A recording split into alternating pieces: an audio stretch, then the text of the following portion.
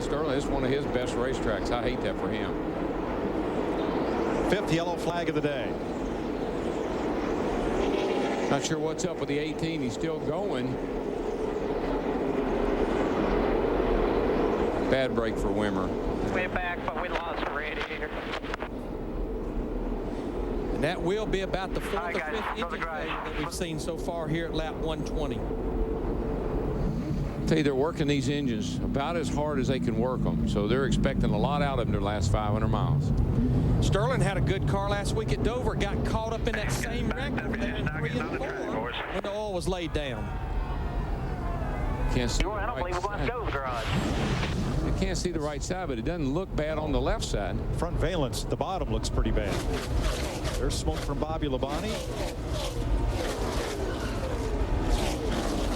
Just like we saw last week, a little oil there. Some cars just kind of go right over it, and there's no problem. A couple more hit right on top of it, and around they go. You look back at Casey Kane and Mark Martin last week, you'd say, how come Mark didn't wreck? But Mark was about 2 feet lower into the turn than Casey Kane was. What did Wimmer get? The outside wall, or did he get into Sterling? I'm not sure. Dick Berggren, what's wrong with Bobby Labonte? It's an oil line. Remember last week, Casey Mears also had an oil line failure. We've been seeing a bunch of these things. The cars are set up right now, Mike, so that they are running so close to the racetrack. It is not unusual for oil lines to fail, some of which have actually been dragging on the speedway. Can't guarantee that's what's wrong here, but I can guarantee you it's an oil line problem with Bobby Labonte's car. Let's ride with Robbie Gordon, see if we get a little more insight into what happened here. No. He made it through wide open. Got to be quick, don't you? 5th caution of the day, 120 laps complete in the Pocono 500. This is NASCAR on Fox, presented by Subway.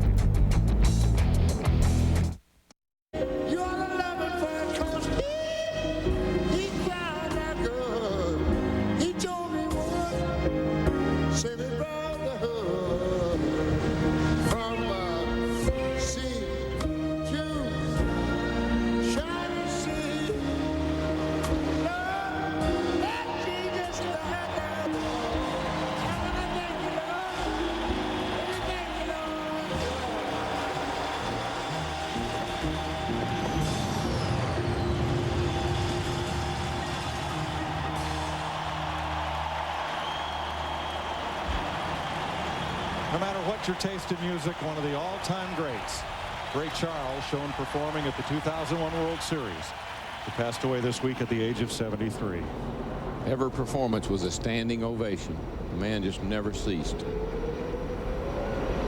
We're under the 5th caution of the day, lap 121. Bobby Labonte with a problem which took Sterling Marlin and Scott Wimmer to the garage. Here's Dick Berggren. And here is the problem with Bobby Labonte's car. This is the oil filter that was on it. Indeed, it was dragging on the racetrack. You can see where the racetrack has ground the housing away and allowed this little area to leak oil. Labonte on the radio said that the oil pressure right now is erratic. Matt? Dick, Jimmy Johnson runs in second, telling Chad Knaus, crew chief, the car starts out a little free in turn 1. But the problem that he has now under this caution, telling Chad, he says, I feel like I hit something on the racetrack, meaning a small animal. There is some debris, he says, on his windshield. Chad said, do you want to come in? Do we need to pull a tear-off off? He says, no, the only thing I need right now, counseling. Counseling can be a good thing. We all need that. Oh, the things that happen in the Pocono zone. 77 laps to go. Late in this caution period, Tony Stewart, Elliott Sadler, Greg Biffle, along with Matt Kenseth and Kevin Harvick. Steve? And Greg Biffle came to pit road, Mike, took 4 tires. They got as much gas in there as they could. They also wanted to make sure that the body on the left side of the race car is okay. Biffle made contact with Michael Waltrip right as the caution came out. There was a big donut on the side of that number 16 on the left side, but everything looks okay sheet metal wise. Doesn't appear to be any rub on the tires. Well, we saw that live from the in-car view as Michael and Biffle raced there off the corner. There's the bump. Yeah, of course, you got to remember, Michael's trying to stay the first car a lap down to get the free pass. And he accomplished that. And he did do that. But believe what I'm telling you, in the words of Jeff Hammond, we're going to see more cars to pit road, because right now these guys can make it on one more stop. One car we need to talk about that came to pit road 2 laps ago, and I think he's going to be looking good, at least on the restart, is Dale Earnhardt Jr. in the 8 car. He came to pit road 2 laps ago, topped off with fuel. You know, just like last year, how many times did we say how lucky Kenseth was? Have a flat tire right at pit road entrance. Things happen on the racetrack, and he'd avoid them. When it's your year to win the championship, everything falls your way.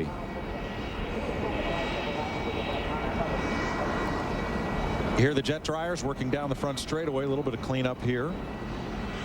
And we'll be able to go back to green. The pit board is out for Brian Vickers. As the cars come around, working the 5th caution flag of the day, Bobby Labonte wore through an oil filter, put some fluid on the track that took Sterling Marlin and Scott Wimmer out of a chance to finish on the lead lap today.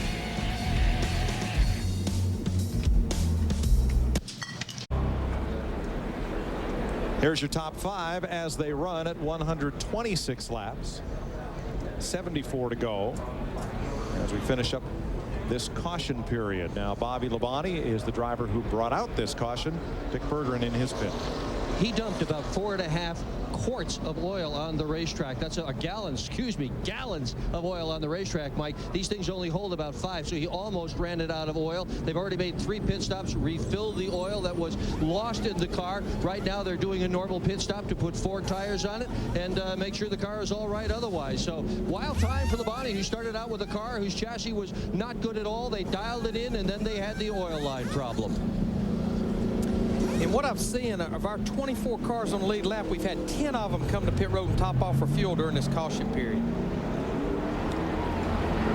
The rain forecast, apparently it's not headed here. The ceiling continues to lift as we have a look at Dale Jarrett. We didn't get a chance to give you 10 laps during our abbreviated pre-race that lasted all of about a minute. So let's go 10 laps with Dale Jarrett. Soup or salad? Salad. Salad? Okay, healthier? Yeah. Healthier, yeah. More filling, I think. How about highway or back roads? Back roads. I learned that from my dad. Always has to be a shorter way. All right, book or a movie? I would go with the movie. How about World Series or Super Bowl? Super Bowl. Reality show or a sitcom? Sitcom. I know you like golf a lot. Nicholas or Palmer? Palmer. Palmer, and I guess it would be because I've met him and had the opportunity to play golf with him. David Pearson or Cale Yarborough? Well, I drove for Cale Yarborough, but I'm more like a David Pearson, so I think I like his style better. Okay, sunrise or sunset? Sunset. Sunset, just the end of the day as opposed to the... Yeah, I'm not a good morning person. Country or rock and roll? Probably more country music now. How about the old point system or the new point system? Remains to be seen, but I like the idea of the new point system.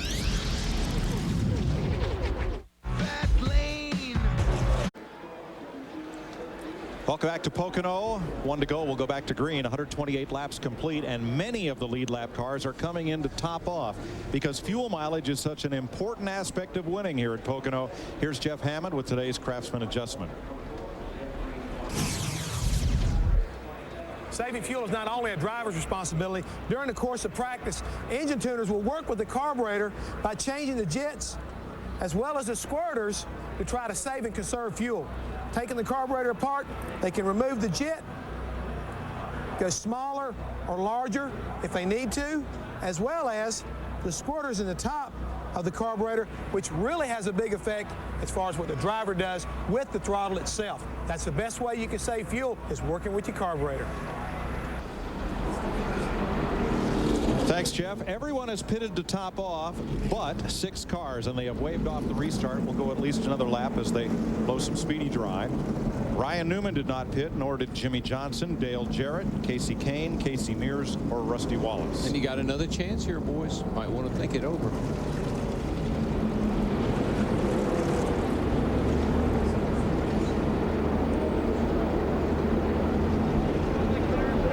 You know, I think the other car that has not topped off as well is Jeff Burton in the 99 car, as well as his teammate Kurt Busch. But Dale Earnhardt Jr., we talked about it earlier, he was one of the first cars to come to pit road and top off. He's in the top 10 in 9th position. All right, McMurray is in. Jeff Gordon is in. Kenny Schrader. Right side tires for Gordon before we go back to green.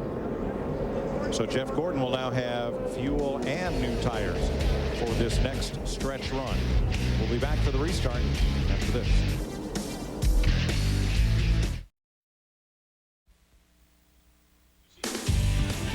Nextel Cup Racing on Fox, presented by Subway, is brought to you by UPS, the official express delivery company of NASCAR. We want to race the truck. People love the truck.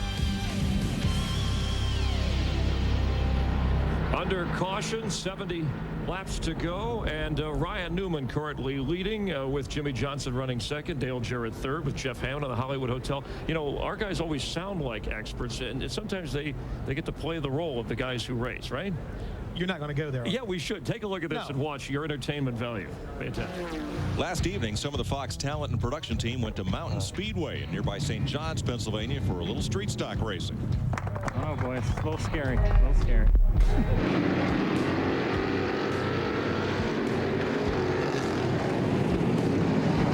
Things were pretty orderly until Neil Goldberg lost control and spun, which was followed by a loop-de-loop by Dick Berggren. The one big casualty was Chris Long, who started wrecking in turn 4 and didn't finish until turn 1. Of course, it wasn't his fault.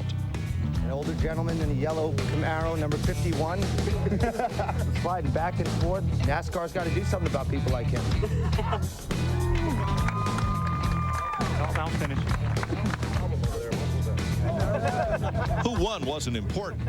How much we all had to ante up to fix Long's wrecked car was. No TV people were injured in the filming of that race, which was legitimate. Derek Manning did very well. Berggren did wreck Neil Goldberg. Yes, he did. Note, although he finished up high. It was a lot of fun. Let's get back to racing, Mike. But he didn't wreck Chris Long. Long just initiated the big one. Unfortunately, he was the only car in it. Jimmy Johnson goes for the lead on Ryan Newman as we go back to green. You guys should have come over to Wall last night. Wall Township Stadium over there with me. Had some real fun. Next caution. I want to hear about that one. It sounded like a great night. It was huge. For the lead. Here we go. Side by side off one. Ryan Newman in the 12. He got a good run on the high side off turn 1. Drag racing down the Long Pond straight here. Remember, Ryan Newman has 22 more laps on his left side tires than Jimmy Johnson in the 48. Look at old DJ. Dale Jarrett in that 88 car up there in 3rd position, though. Hey, that old 10 car is sitting out there. He won the race yesterday. Scott Riggs, the ARCA race.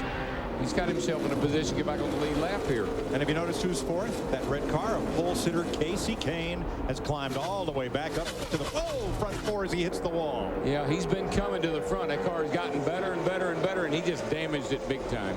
Got the whole right side caved in. How about the other Casey there, the target car, 41? He's going to get 2 cars going off into turn 1. Well, he's got to go to L.A. tomorrow and film a soap opera.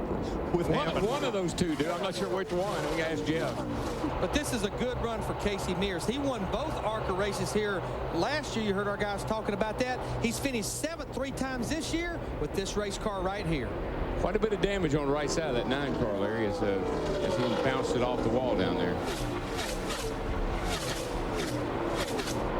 Had dinner with Casey Mears on Thursday night. It's the first time I've really got a chance to sit down and talk to him. I mean, he is a neat guy.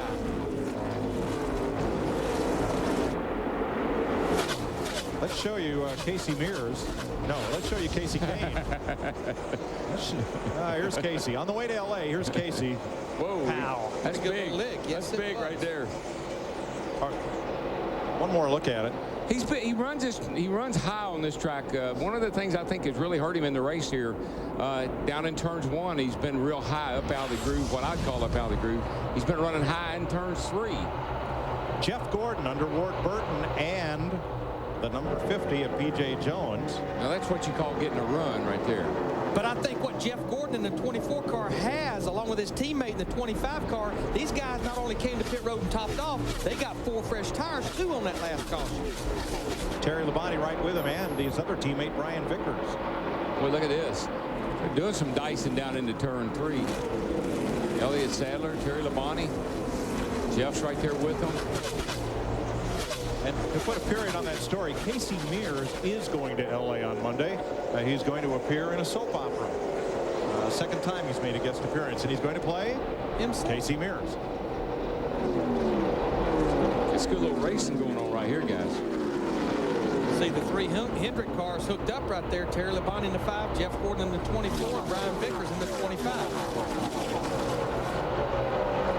I think we neglected to mention Kyle Petty during that last green flag run. Something happened, and he shot down pit road and made the left turn into the garage and out of the race. Joining Mark Martin, Sterling Marlin, Scott Wimmer also out.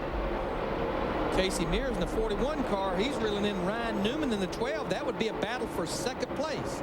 Steve Burns. Yeah, Larry Mack in the soap opera he's going to appear on is Days of Our Lives. Right now he's having the day of his career. Now the problem he's been battling today is when at the start of a run on a restart his car is loose and it takes that car a while to tighten up. But again, remember, he won 2 ARCA races here last season. And I think that's something, you know, a lot of times you have to live with here, DW, being a little free or loose at the beginning of a run. That thing's full of fuel. Well, and as the race goes on, the track gets set. It doesn't really tighten up. It just gets slicker and slicker, and you can't get any front grip. Particularly across the tunnel turn right there. Usually get pushing as you come through there. Boy, Casey Mears went by Ryan Newman, but Ryan ran up on him coming off the tunnel turn, got him real loose. He goes back by him. We've seen that a lot today. I don't think that Newman appreciated Mears taking him 3 wide with a lapped car.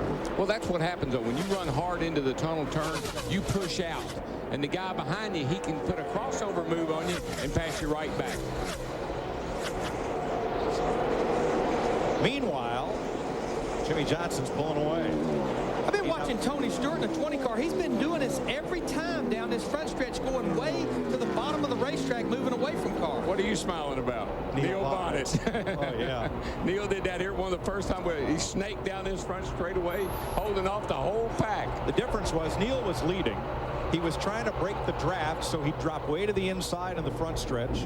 ABC had the race, and Jackie Stewart, a great Formula One driver, was one of the analysts. But he said, oh, this is dangerous. Oh, yeah. He really got on Neil's case, and Neil had some very strong words for Sir Jackie. They made up for it much later, but it was a really interesting way to try to break the draft. Very, very strong words from Victory Circle, I might add. You know, I tell you who made a good call, I think, a while ago. Tony Eury Jr. and Sr., Dale Earnhardt Jr.'s crew chief and car chief. They were one of the first cars to come to pit road and top off. We talked about it, and I think right now they have that car better because he's up there in the 8th position. You see on the Fox tracks, 6 seconds behind our leader, Jimmie Johnson. I think that move has really paid off because they've been battling all day just to stay on the lead lap.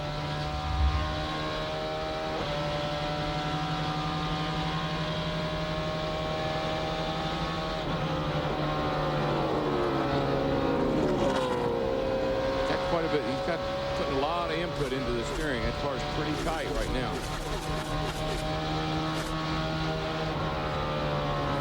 When you get the hands over that floor, that baby's pretty tight. Dale Jarrett has all but caught Casey Mears. This is for 3rd place. Now they're about 2 seconds off the lead. I mean, this was a place we definitely expected Dale Jarrett, an 88 car, to run good. He has 3 wins. He has 18 top 10 finishes here, and he had a string of top 5s here that went forever.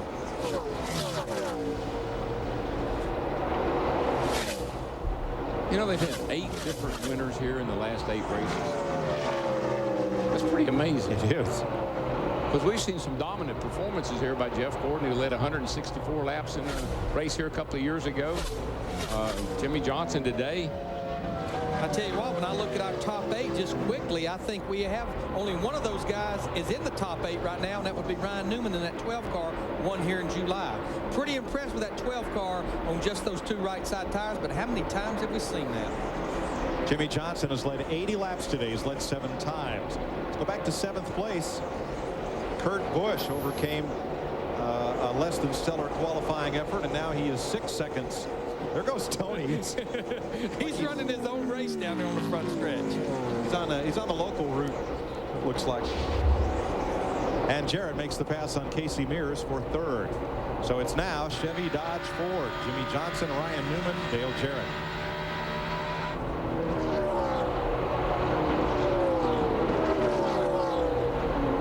Casey Mears in fourth, Kasey Kahne in fifth. The 9 just ahead of Rusty Wallace. 3 Dodges in a row. Dick Berggren. Well, a few laps after Kasey Kahne bounced off the wall, Mike, his crew chief, Tommy Baldwin, got on the radio and told Kahne that he had just turned the fastest lap he had turned all day.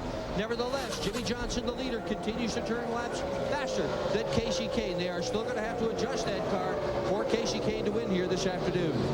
Yeah, Dick, he's about half a second off of what Jimmie Johnson is running right now, but so is most everybody from 5th or 6th on back. Yeah, when you cave that right side in like that, particularly right there in front of the right rear tire, you lose quite a bit of rear downforce. Guys like to reach there with that 20, with the front of that right rear tire and pull that quarter panel out, almost put a ducktail on it. See, Brian Vickers in the 25 car. He just goes by Jeff Burton in the 99. That would be a battle for 13th. For Bobby Labonte, he is still on the lead lap, so that group did a great job of repairing that oil filter that drugged the racetrack. I think the biggest story right now is the top 7. Everyone in front of Dale Earnhardt Jr. in about 15, 17 laps. Since those guys didn't top off with fuel, they will have to be at pit road for a green flag stop should we stay green. Well, let's go to the leader's pit and ask about that. Here's Matt. Chad Knaus didn't bring his car in to top off. Chad, you told your driver Jimmie Johnson to go as absolutely as fast as you can. He's doing that, a 2.8 second lead. What's your window for having to come in next? Well, right now we're looking at probably the furthest we can go is about 157. We're still doing a little bit of math, trying to get some things figured out to be exactly right. But I'll tell you what, the Lowe's Chevrolet is just running incredibly fast today. The guys are doing a great job in the pits, and Jimmy's doing a good job. You know, it's unfortunate that we got to get out there and mess around, you know, with all those caution laps, you know, and that wasn't NASCAR's fault by any means. You know, they had to make sure the track was safe. It was just unfortunate. All these guys behind us got to pit and extend their fuel window. So we'll just have to see what we can do and see where we end up. Hopefully we'll get a caution around 153 or so, and we'll be all right. Best finish here third, trying to add another Hendrick win here at Pocono. Steve Burns. Well, Matt Yoakum, Ryan Newman took 2 tires after the caution on lap 112. He's kept that race car up near the front, but he just radioed crew chief Matt Borland and said his car has gotten tight on the tunnel turn as he tries to hold off Dale Jarrett. Yeah, one thing about it, Mike Larry, that 48 car, Jimmie Johnson, just ran 53.90. The next closest man to him in second place, 54.60. He's beating these cats 6-7 tenths a lap. But the box they're painted in, should we stay green for these final 58 laps, those guys will have to make an extra stop compared to people like Dale Earnhardt Jr., Jeff Gordon, Tony Stewart, and the rest of those guys that topped off, should we stay green. So he's racing like the race is over. He's running laps like it's going to the end. As Chad Knaus pointed out, Jimmie Johnson is going to have to come to the pits sometime within the next 15 laps.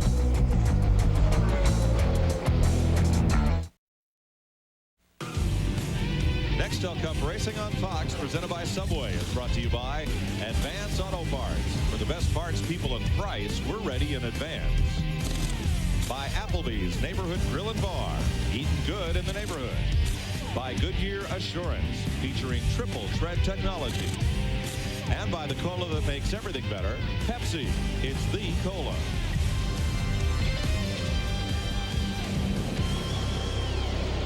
.54 laps to go in the Pocono 500. Jimmie Johnson out in front of Ryan Newman now by 6 seconds. Dale Jarrett closing in on second place. Casey Mears, Rusty Wallace. Jeff Gordon just went by Dale Earnhardt Jr. for 8th, and Terry Labonte passed Tony Stewart for 10th. That thing is bad to the bone, I can tell you that. He's beating these guys almost a second a lap right now.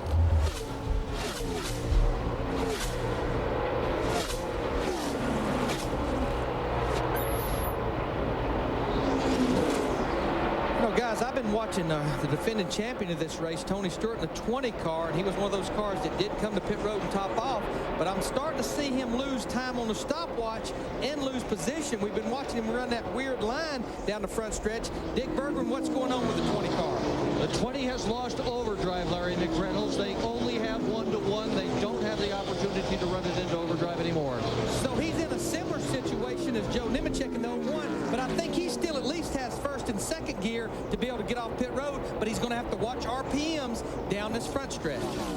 Yeah, his teammate is ready to sack him up pretty good here. I thought he was going to pull down and let him go. But DW, you know what transmissions, when one gear goes, there's more to follow normally. It's usually a lot of rattling that goes on down in there. 6th place the battle. Jeff Gordon pulling up on both Kurt Busch and Kasey Kahne. This will be the pass for 7th as Gordon is moving back to the front. Now, with 4 tires and plenty of fuel, he's a guy to keep my eye on.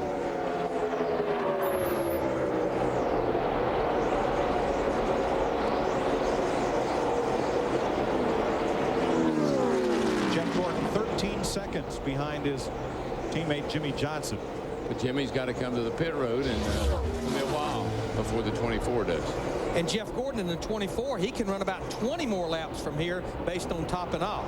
Now, Rusty Wallace in the 2 car, he'll be another one of those cars that's going to have to pit here pretty soon, Steve Burns. Yeah, Larry Mack, he said that his car was a little tight before the last stop, but he likes it now. He's happy with that number 2 Dodge. And Larry Mack has been a busy week. He traveled 7,000 miles in the air, testing in Sonoma early in the week, then flying to Talladega in Alabama for a test there, then on to Sparta, Kentucky, where his Busch Series team tested. And after today's race, he's flying back to Phoenix, Arizona for 2 days of meetings. And what a lot of people don't know, he flies his own jet most of the time. You know what? I mean, that's all well and good. These guys got a lot of irons in the fire. But I want a guy like Jimmie Johnson.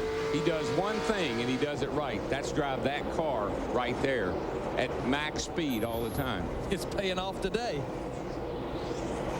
And he is the leadingest driver in this series over the last few races by about the distance from here to Charlotte.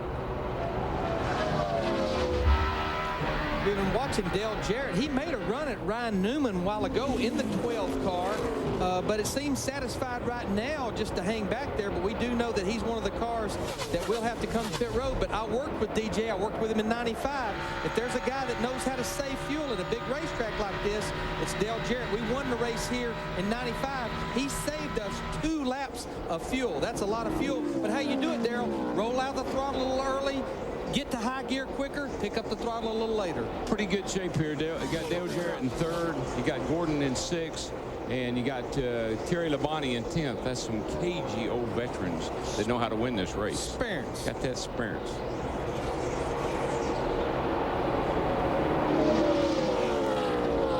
Jimmie Johnson expected a pit road, Matt, within what, the next 7 or 8 laps? That's the ballpark area. Jimmie Johnson continues to yard the competition, now an 8.2-second lead over Ryan Newman.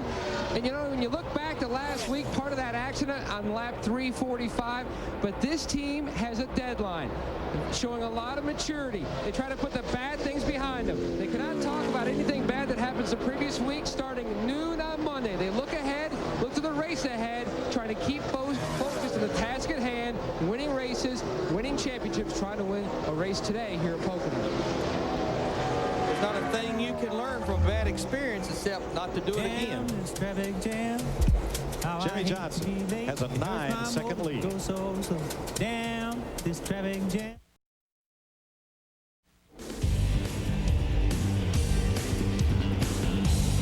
Welcome back to Pocono, where Ricky Craven's Tide Chevrolet went up in smoke at the end of the front straightaway to put us under the 6th caution flag at lap 154. Kasey Kahne was exiting the pits. He'll stay on the lead lap. Jeff Burton, though, was not. He was stopped in his pit box when the caution came out. So Burton will be a lap down, and the free pass will go to Jeff Green. Yeah, and that 48 car, Larry, what? I think it's a couple of laps away from having to pit under the green here, which was going to shake things up a little bit. Well, Jimmie Johnson, Ryan Newman, Dale Jarrett, Casey Mears, Rusty Wallace, Kurt Busch, all of those cars were cars that were not going to be far behind Kasey Kahne and Jeff Burton. Now you don't have to worry. Everybody can make it from here. So you put fuel in it, and whoa, man, that's a handful of the old Tide ride. But DW, we've got 46 laps to go. It would be a stretch to be able to make it from here. It would be a real stretch. Matt? And the 48 guys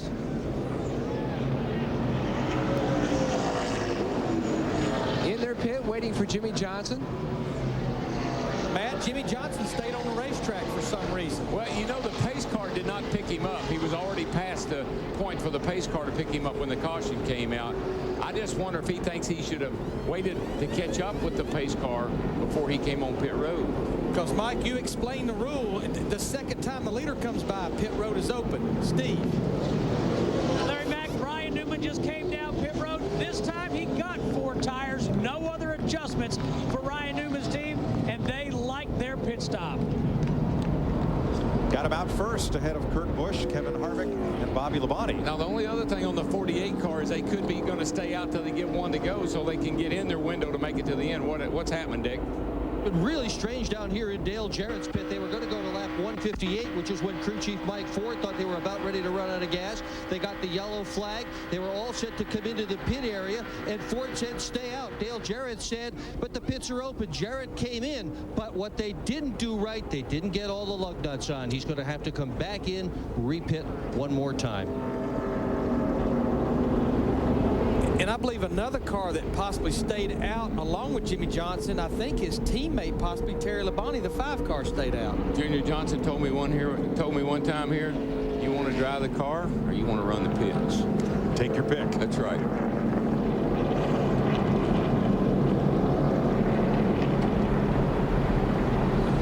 Now we see the red flag with the yellow X out. Pit road is now closed. And let's see any blockage. They got Ricky Craven's car. They're pushing Ricky Craven's car toward pit road, down on the access lane, and that's why the pit road is closed right now. The bad news for this, Jimmy Johnson, they're going to be getting close to running out of fuel. See, he just told Terry Labonte, his teammate, who we know is a car that came in and topped off, if we run out, just like we saw Ryan Newman get help last week, give me a push if I run out of fuel. Matt?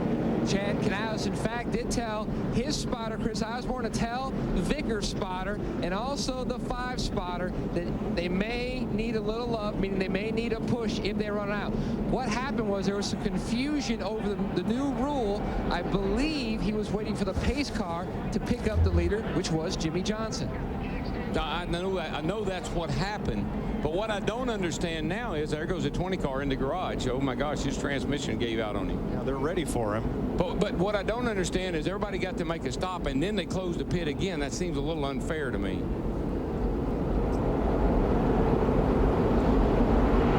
And just now, Craven's car is getting to the pit road. 4 tires. He was on 4 tires, 2 cans of fuel. 4 tires, 2 32 cans of cars fuel. on the access. Everything's going to be fine.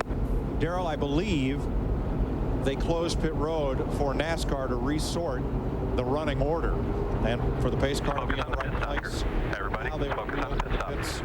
Jimmy Johnson will get to make his stop. But those other cats came in, you know, before all that happened, and he didn't get to. So a little confusion here. I know why he stayed out. It was a pace car that made him stay out. Pit road is open. All right, the pit road has been open, but in order to repair this, it is only open for the cars on the lead lap that did not pit the first time around. Jimmy Johnson, Terry Labonte, Matt Kenseth, and Jamie McMurray. They will be allowed to pit now so that NASCAR can get things sort of back out. Yeah, here's what happened. The pace car didn't pick Jimmy up. The Pit road is open, Jimmy. 10-4. So he thinks he's got to come around and get up, come up behind the pace car to make everything legal. The guys behind him all dove on pit road. So when he gets up with the pace car, they come around next time for him to pit. Pit road's closed. Craven's car has now been pushed to the garage, out of harm's way. Where Tony Stewart's car sits, he was a lead lap car in contention. Make sure you keep it running, Jimmy. His team making repair, and now those cars that were allowed to pit Too close to the wall. will do so. And this is lap 157 when we knew he was going to come to pit road if we'd have stayed green. Jimmy, I don't know where you're Matt? Showing a lot of maturity. All the guys on the Lowe's team, they did not let this affect them. They just want to have a nice, steady stop here. It's Quick already hitting the lugs in the left front. Parson on the lugs on the left rear, and he's down and away to Steve. Matt, Larry, Terry Labonte on pit road. They will make a chassis adjustment on the number 5 Chevrolet. Dale Jarrett in and out on pit road. Rick Pigeon, the jack man, gets the car up. The 42 also heading out pit road. Labonte's service is done, and he hits down pit road. So 4 lead lap cars that did not pit when the pits were first opened. And again, a new rule in effect today. And here's Dick Berggren on Tony Stewart. 6 mechanics, count them, 6 mechanics under the car right now. In addition to them, crew chief Greg Zipadelli under the front of the car. Another mechanic inside the car with Tony trying to get this transmission out. They are working with electric tools and everything that they can find to get this gearbox out of here as quickly as possible so he loses as few laps as possible. But a devastating blow to this team. They thought they were going to have a great day today. I just noticed if his car's like his teammates, Bobby Labonte, I see the oil filter that if you back up here just a little bit, it's hanging down right there. That's that oil filter that probably dropped down a little bit on Bobby Labonte's car and started dragging the ground. All right, let's talk about the guy leading the race right now, Matt Kenseth in the 17 car. I think I know what Robbie Reiser and these guys are doing. He was on pit road at lap 126 and topped off. If they pit right now with 43 laps to go, they cannot make it. I think he's going to go ahead and maybe run this thing like a road course. If we get this race restarted, he's going to get to his window while he's leading the race. He'll be able to make his 4-tire stop and stay on the lead lap, knowing that most of those guys that's out there cannot make it with what they have right now. Yeah, I think that's the other thing about Jimmie Johnson. I mean, this, whatever you want to call this, mistake on their part or whatever, could play into their hands because they wanted to get to 157 and they did. Plus, he can come back in now and top up. So Jimmie Johnson did stop. Matt Kenseth did not. What will end up being the winning strategy here at Pocono? We'll find out in 43 laps. Our leader is the defending Cup champion, Cambridge, Wisconsin's Matt Kenseth. Nextel Cup Racing on Fox, presented by Subway, is brought to you by AOL. AOL members can double their You Promise college savings. By TGI Fridays. Get a taste of Fridays' fresh summer salads. Summer just got better. And by Nextel. NASCAR and Nextel, partners in speed.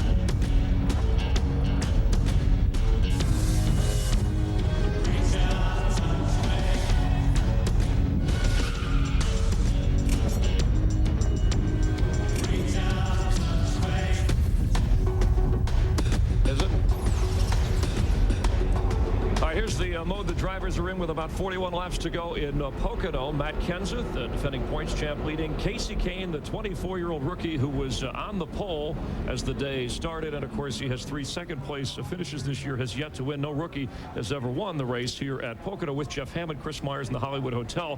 And, you know, the day started at the drivers' meeting with Mike Heldon saying, hey, we apologize for last week for the lack of crispness and some of the delays, and we're under one of those right now. Can you bring us up to date? Well, I really wish I could. There's a lot of confusion going on right now. The 32 car lost an engine, but all of a sudden there was a confusing as far as the flag's concerned, as far as entering pit road. Closing pit road. Some of the guys elected to come down pit road. Jimmie Johnson elected to stay out, and it really got confusing from that point on. I cannot give you an honest answer right now. I know that a lot of guys have already made their pit stops. Matt Kenseth is leading the race with Kasey Kahne, who stopped actually under green before that in second place, but there's still a lot of confusion about where everybody really is as far as on pit road, on the racetrack, and NASCAR is trying to, you know, work it out. And a lot of guys, I think, are going to take advantage of this. Once they feel like they're inside the window, we see guys coming down pit road, Ryan Newman, Robbie Gordon, a few, Bobby Labonte, Dale Jarrett back through the field, possibly Kurt Busch. All these guys are topping off, trying to make the distance. All right, let's go back upstairs, rejoin Larry, Darrell, and Mike. One of the first things NASCAR does when the caution comes out is dispatch the safety car to pick up the leader as quick as it is possible to do so without getting it in harm's way. And Darrell, this all started because the pace car did not pick up Jimmie Johnson. He was already gone by the time the pace car came onto the track. But he slowed down over in turn 2 over there, or turn 1 over there. He slows. He sees the pace car sitting there. Normally the pace car will chase you down. You slow down up there going into turn 1, and the pace car will come on after. You see come out, there goes the leader. He should have gone on and chased him down, because Jimmie about stops up here in the middle of turn 1 waiting for him. When he doesn't do that, Jimmie thinks, all right, I got to go around and get behind the pace car. And that's what led to the confusion as to when the pits would be open, and then later the pits closed. We'll get an explanation from NASCAR here in just a moment, and we'll be back. We're under caution, the 6th one of the day, with 40 laps to go in the Pocono 500.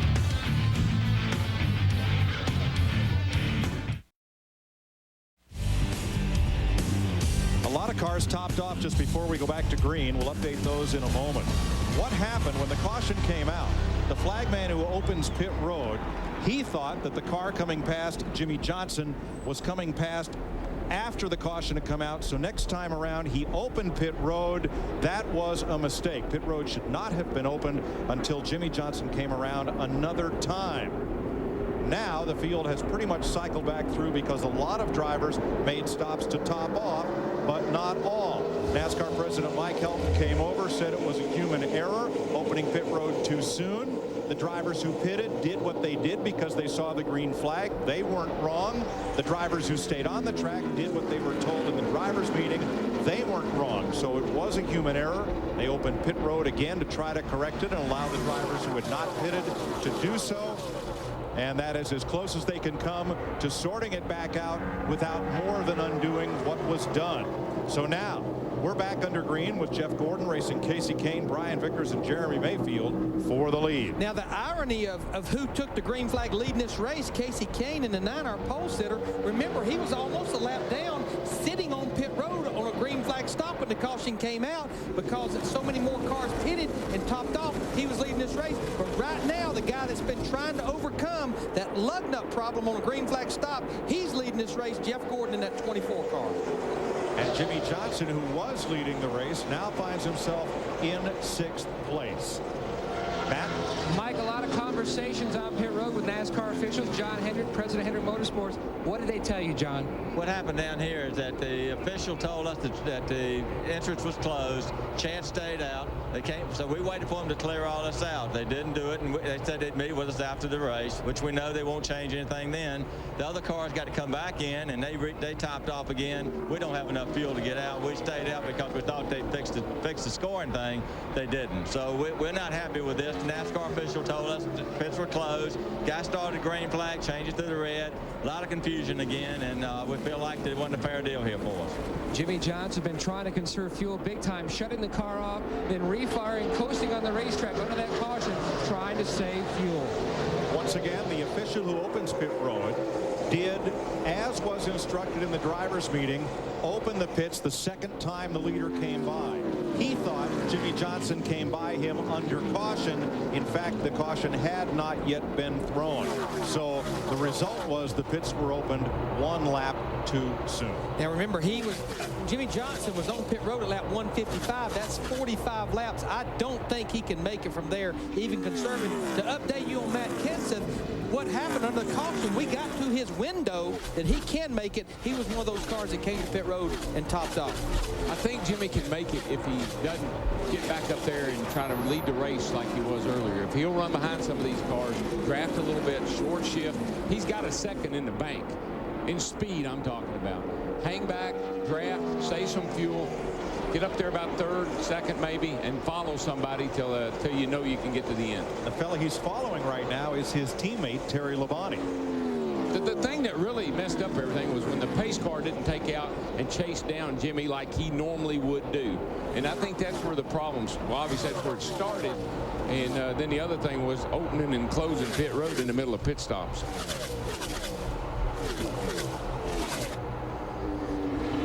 And I think it would be pretty safe to say Casey Kane in the 9 car, who right now is in the 3rd position. Remember, we talked about him making that green flag stop as that caution came out. That was back on lap 153. He'd have to run 47 laps. I think that's a stretch as well. There's Dale Jarrett, though, in the 88 car, working his way back up in the top 10. He's up to the 9th position as he goes by Ryan Newman in the 12. There's a 48 by the 5 now, and as he continues to march forward. And there's Ryan Newman looking to the inside. Steve's in his pit. Mike, Ryan Newman topped off for gas on lap 160. Crew chief Matt Orland told him we're 5 laps shy. See if you can conserve some gas for us. Ryan Newman just radioed back and said, we're going to need a caution. I can't save you any gas right now. Dick Berggren. Mike Ford has told Dale Jarrett he does have enough fuel. He can make it all the way. Casey Kane, the 9 car, cannot. He's going to have to repit. The tangled wet we weave. Fuel is king at Pocono. Not track position. No. Fuel. Oh, Michael Waltrip hard in the wall. Boy, left side. He was running in the 14th position. Man, he and Rusty Wallace.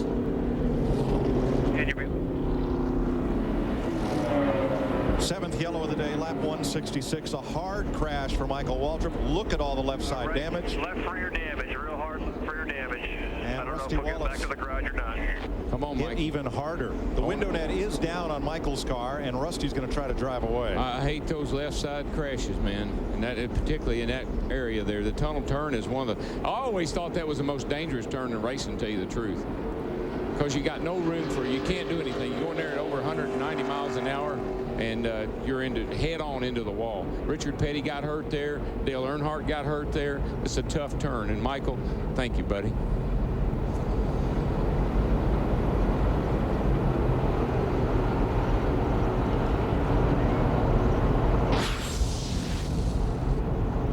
Top of your screen.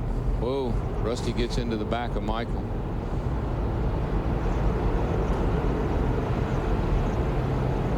Rusty gets into the outside wall as well. You know, for as far as Rusty slid, Darrell, he really hit hard. Well, you don't really. I'm telling you, that's a fast corner right there, and it's 90 degrees. You're looking head on into the wall when you get there. Well, Rusty just had a huge run on Michael. I don't know if Michael slowed down or what happened, but it's almost like Rusty.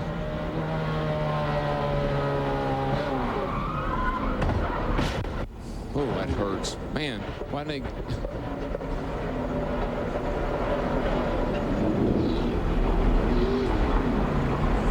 You know, it looks like they may have been passing some... Maybe they were trying to pass the 42. I'm not sure. It's hard to say. But, Darrell, we've been watching all weekend long with telemetry and qualifying and in final practice. You enter that corner at about 180 miles per hour. Oh, yeah, Larry, 190 back there that you're going down that back chute. Scott Riggs will get the free pass.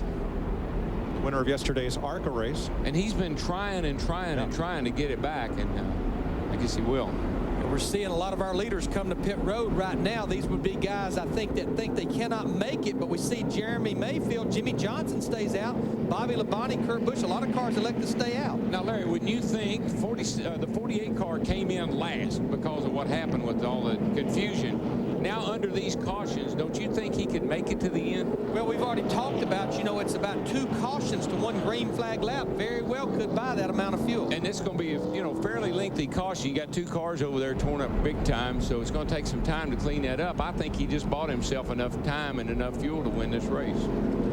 It's still a gamble. Oh, it's definitely a gamble. Kevin Harvick in the 29, one of about 5 or 6 cars that came to pit road. I'm a racer. I just look for the best case scenario. So Jeremy Mayfield, Jimmy Johnson, Bobby Labonte lead the Pocono 500. This is NASCAR on Fox, presented by Subway.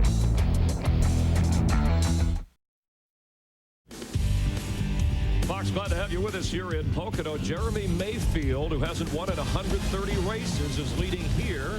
He's won twice before in Pocono. With Jeff Hammond, Chris Myers in the Hollywood Hotel. Quick recap. 500 miles, you're going to endure mechanical troubles. Yeah, Brendan Gaughan, Mark Martin, all these guys are going to the garage here, along with Ricky Craven with engine problems, transmission problems for 20 car. That was Tony Stewart. And his teammate right here, Bobby Labonte, grinds through an oil line, and then because of the oil drop in the racetrack, track key catches Scott Wimmer and Sterling Marlin right there. Both those guys get involved in the crash. Labonte now back up to third, and of course pit problems. Jeff Gordon, who led for a while, knocked down with a lug nut left behind. Had to come back down and put that left rear lug nut back on. But more trouble in the pits right there for Greg Biffle's crew as they get together with Jeremy Mayfield on the pit stop. Now supposed to be cut to another guy's pit. And then just moments ago, Michael Waltrip, after getting a bump from the back from Rusty Wallace into the wall, both drivers okay. As you see Michael getting out of the car, but certainly that hurts both of them. And they were way back beyond the 400-point barrier, as a number of drivers are, including a guy like Dale Jarrett, who's currently running 5th, trying to make his way up toward the top. All the highlights of this race and much more on Speed. And don't miss a single week of NASCAR on Speed. To get Speed Channel, call 1-888-22-SPEED. That's 1-888-22-SPEED. In the Hollywood Hotel, you've noticed we've been wearing these ribbons all day for Breast Cancer Awareness Month, and Race Fans for a Cure, www.racefansforacure.com. Certainly any donations and contributions would help. Already they've raised over $1 million, and a number of drivers are displaying these ribbons and paint schemes throughout the year to help the cause. Yep. Let's check in right now with Dick Bergman. Now, Michael Waltrip had 4 top 10s in a row, including the Nextel Challenge, but now a huge crash. Michael, you okay? Yeah, I'm just amazed that somebody could do something that's stupid. I mean, if I put other people in jeopardy and run over somebody like that, I wouldn't be able to live with myself. I just can't imagine what could have led to a mistake like that that would have put me in such a compromising position. Wow. It just freaks me out that could have even happened. I wouldn't have dared to spin out Bill Elliott at Vegas like he did me, and I don't know what Rusty was thinking. I mean, I don't even know I can't even fathom it. We're glad you're okay. Thanks. I'm not too happy about anything. All right, thanks, Dick Bergman. So Michael Waltrip referring to Rusty Wallace, who got into him from the back. And we'll take another look, Jeff, and obviously coming out of the corner pictures right don't there, lie. The pictures don't lie. Rusty gets in the back of the left rear quarter panel of Michael Waltrip. Around he goes, but right after that, Rusty loses control of his car also and slams in the outside wall. But let's take a look at from inside of Rusty's car. As they go down in this tunnel turn, you notice also he just comes up on Michael and bam, hits him right there in the bumper, and away she goes. That was earlier this season. Rusty was hot at Tony Stewart for some on-track incidents here. Obviously, Rusty wouldn't do something like this on purpose, but Michael's upset with the end result. Well, it's the heat of the moment right there. That was a hard impact. Michael's having a pretty good run today. He's been trying to turn his whole year around, but you look at this race car. I mean, that is a hard impact to the left side of the race car right there, almost in that driver's door. And Michael Waltrip, a guy who could be a little tired and edgy after running the Busch race in Nashville, which because of delays ended after 1 o'clock in the morning, and then had to come back here and race in this race. And he's trying to work his way back into a points race. We take a look right at the inside of this race car. You can see the roll cage area where the driver sits. You can imagine the left rear tire getting driven up almost right in the back of the driver, the roll cage itself trying to collapse in on the driver, and the driver itself coming toward the roll cage and the wall. That's the reason why this is a very dangerous accident that occurred. So a lot of, I think, animosity and intensity right now from Michael Waltrip because of what happened. And he's one of the tallest, if not one of the tallest biggest guys on the circuit who's ever run on the circuit, and that makes it a little bit more painful with the impact. Yeah. Let's check in with Steve Burns. All right, thanks, Chris Myers with Kenny Francis, crew chief for Jeremy Mayfield. Let's talk about your strategy here. I guess the big question is, Kenny, do you have enough fuel to run to the end? Well, we're going to need some brakes to go our way. Right now, we probably don't, but we got in that little accident on pit road with Biffle's guy there and put us behind. And it felt like it was our only shot to have a decent finish. Maybe something will go our way for once. Nothing's gone our way. Seems like all year, so maybe it's our turn. So we'll just have to see what happens. All right, good luck. Let's go back upstairs to Mike. Thanks, Steve. Mayfield is our leader. Trying to repeat here at Pocono. There is Rusty's car. Rusty has not DNF'd, did not finish since last August at Bristol, the last time he wasn't running at the end of a Cup race. Let me tell you what's going to make it tough for Jeremy Mayfield to really save a lot of fuel. In final practice yesterday on FX, we watched him shift 6 times a lap. They have a very low gear in that race car, which makes it harder to save fuel. He's trying to right now. He's in 4th gear, just trying to idle around. All right, now this puts Jimmy Johnson back up in striking distance. He's in 2nd place, Matt. Chad, where do you stand on fuel? Right now we're probably about a lap short. That whole deal pits being open, pits being closed, is just, it's really messed up our whole game plan. We're just going to have to kind of wait and see what happens here. Get him out front. Hopefully he can pass the 19 car, get by him, and then get out there and save some fuel. Lowe Chevrolet's been running great all day. You know, we haven't made any mistakes in the pits. The guys have done a great job. Pit strategy's been good.